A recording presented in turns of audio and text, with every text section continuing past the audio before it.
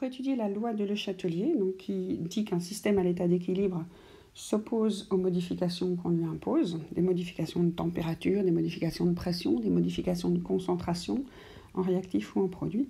Donc un système à l'état d'équilibre va s'opposer à ça.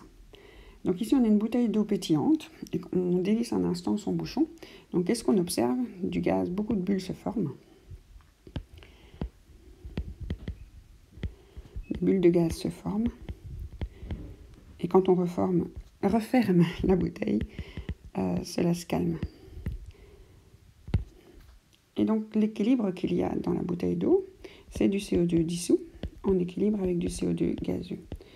Donc le CO2 dissous donne ce petit pétillant à l'eau qu'on apprécie parce que le gaz se dégage dans notre gorge, ça refroidit un petit peu, c'est assez agréable. Et donc ici, on a déplacé l'équilibre en modifiant les paramètres externes. Donc qu'est-ce qu'on a fait? On a diminué la pression.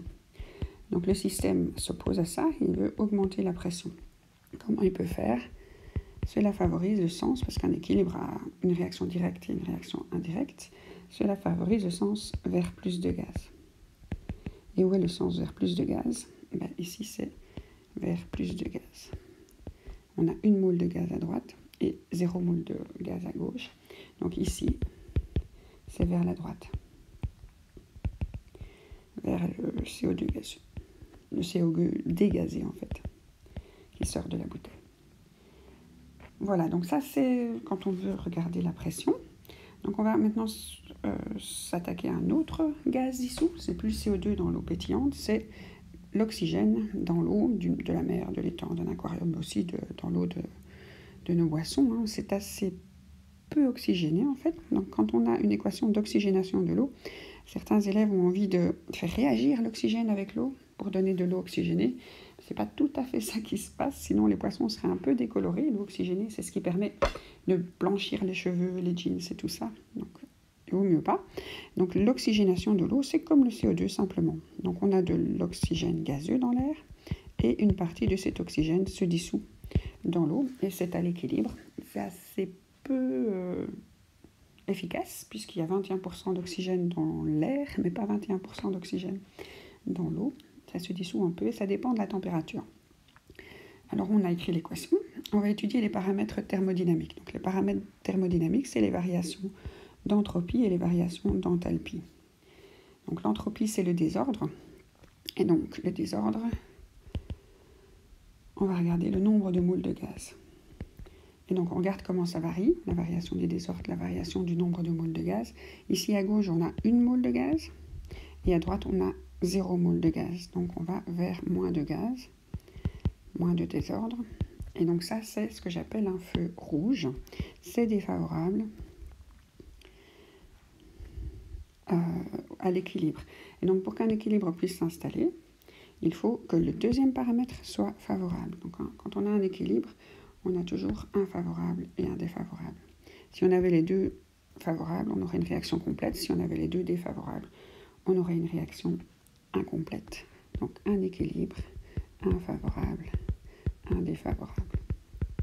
Donc, comme sur l'équation, on voit le nombre de moules de gaz, on peut en déduire le sens de l'enthalpie.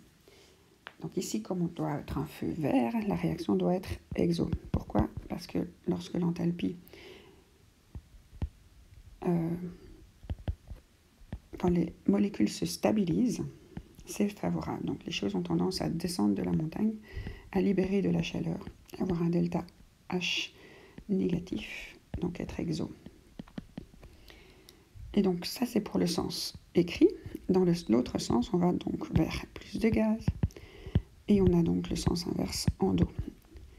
Donc, de nouveau, pour chaque sens, on a quelque chose de défavorable. Quelque chose d'en dos demande de l'énergie. Et donc n'est pas spécialement spontané. Et aller vers plus de gaz, vers plus de désordre, c'est par contre favorable aussi. Et donc si on veut rajouter l'énergie est libérée lorsque l'oxygène se dissout. Alors, on va regarder le principe de Le Chatelier. Donc, on va s'imaginer qu'on part en Antarctique. Donc, il faut provoquer une modification de l'état d'équilibre. Et donc, qu'est-ce qui se passe en Antarctique? La température diminue. Et ça, c'est la modification externe. Donc, le système veut augmenter la température. Cela favorise, vous êtes en équilibre avec deux solutions de réaction, une endo, une exo. Si vous voulez augmenter la température, vous voulez libérer de la chaleur, et donc vous allez faire le sens exo. Donc quand vous refroidissez, le système veut augmenter, ça favorise le sens exo. Et donc ici, le sens exo, on a écrit que c'était vers la droite. Donc il y a plus d'oxygène dissous en Antarctique. C'est pour ça qu'il y a tellement de krill, de poissons, de plancton, le plancton animal, le plancton végétal n'a pas besoin d'oxygène.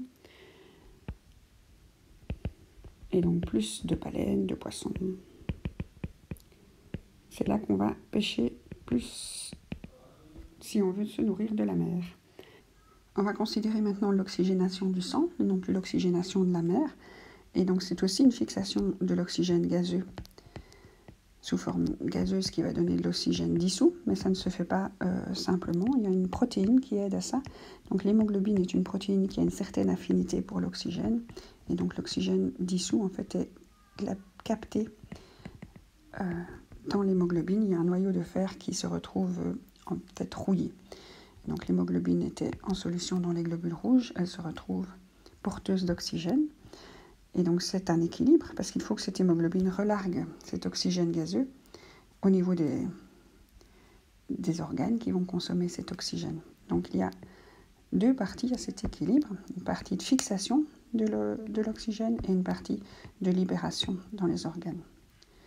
Et c'est chouette que ce soit une réaction qui aille dans les deux sens, comme ça on sait capter l'oxygène et le libérer un peu plus loin.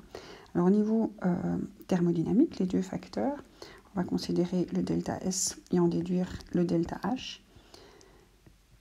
Alors qu'est-ce qu'on voit? On voit qu'on va vers moins de gaz. On a du gaz dans les poumons, dans l'air, et on se retrouve avec le gaz dissous à droite. Donc ça, c'est un facteur défavorable. Quand on a un équilibre, l'autre facteur doit être favorable. Et donc au niveau enthalpie, au niveau énergie, cette réaction est plutôt exothermique. Et quand on considère l'équilibre dans l'autre sens, la réaction inverse, on va vers plus de gaz. Et donc elle doit être en dos. Donc de nouveau, pour les deux sens, un facteur doit être positif et un facteur doit être négatif. Et donc qu'est-ce qui va se passer quand on a de la fièvre? L'effet d'une fièvre, la température monte, donc on augmente la température. Le système, les deux équations ici, veut s'opposer à la modification. Donc ici, c'est diminuer la température. Et quand une réaction, un système de réaction à l'état d'équilibre veut faire diminuer la température, cela favorise le sens endo. Donc on a une réaction qui va capter la chaleur du milieu et donc absorber cette énergie thermique et en faire de l'énergie chimique. Et donc ici, le sens endo, dans le cas ici, c'est vers plus de libération d'oxygène et moins de fixation d'oxygène dans les poumons. Donc c'est vers la gauche, donc moins de fixation d'oxygène dans les poumons. On est plus fatigué, on a envie de se reposer. Et dans les organes, on a plus de libération d'O2 dans les organes. Alors ça peut être utile. L'oxygène est un petit peu un antiseptique, c'est un petit peu petit effet désinfectant. Mais la fièvre aussi augmente la mobilité des choses, la mobilité dans les liquides, la mobilité des globules blancs. Donc ça, ce n'est pas un effet de l'équilibre d'oxygénation, mais si la chaleur augmente, les mouvements augmentent et les globules blancs sont plus efficaces. Vous allez me dire peut-être que les bactéries vont être plus mobiles aussi, mais voilà. Donc la fièvre a quand même du bon. Elle nous cloue au lit, mais elle donne un peu plus d'oxygène au niveau des organes et peut-être les globules blancs en ont besoin aussi. Alors si maintenant on ne regarde pas l'effet de la température, mais l'effet de la pression, donc quand on monte en altitude, la pression diminue, il y a moins de colonnes d'air au-dessus de nous. Donc quand on monte à la montagne, on diminue la pression. Dans ce cas-là, le système veut augmenter la pression. Comment est-ce qu'on augmente la pression? On va aller vers plus de gaz. Quand on augmente la quantité de gaz, la pression remonte, et c'est ce que le système veut faire. C'est la loi de Le Chatelier, veut s'opposer à la modification. Cela favorise le sens vers plus de gaz. Ici, le sens vers plus de gaz est vers la gauche. C'est là qu'il y a des gaz, à droite, il n'y en a plus. Et donc, on a moins de fixation d'oxygène à la montagne. Donc, on est plus vite essoufflé.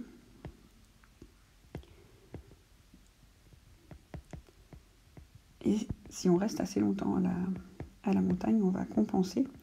On va faire davantage de globules rouges. On va avoir un petit dopage de l'hématocrite. Il y a des athlètes qui font ça, des séjours à la montagne pour avoir davantage de globules rouges et plus d'oxygène, plus d'efficacité d'oxygénation des muscles par la suite. Mais ça pose un problème parce que le sang est plus épais et on peut avoir plus de mal de le faire circuler.